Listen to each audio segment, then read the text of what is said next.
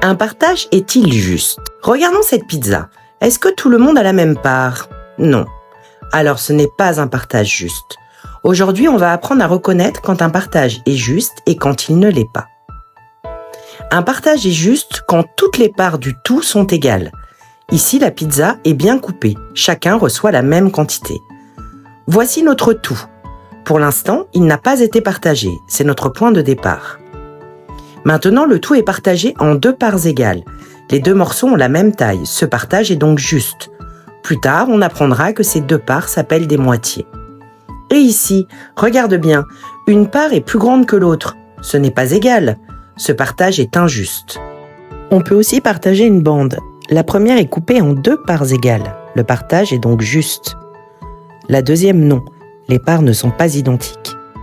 Attention, parfois ça semble égal, mais si une part est un peu plus petite, le partage n'est plus juste. Même une petite différence compte. Regarde ces 3 situations. La pizza bien coupée, la tablette cassée n'importe comment, et les verres remplis pareil. Lesquels sont des partages justes? Oui, la pizza bien coupée et les verres avec la même quantité. Un partage est juste quand toutes les parts du tout sont égales. Peu importe la forme, pizza, cercle, chocolat, jus, si une part est plus grande, le partage est injuste.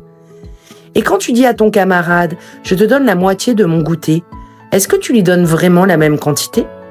Dans la prochaine leçon, on apprendra à nommer ces parts égales, les moitiés et les quarts.